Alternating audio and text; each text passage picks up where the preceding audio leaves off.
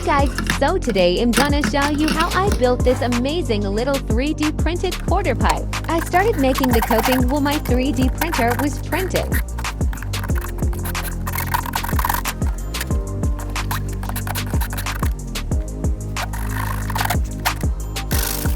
At first I tried to use hot glue, but this didn't work because the glue wouldn't stick to the coping.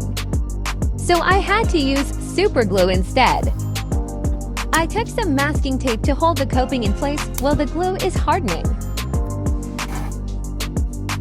Here is the final result. Let's try it out.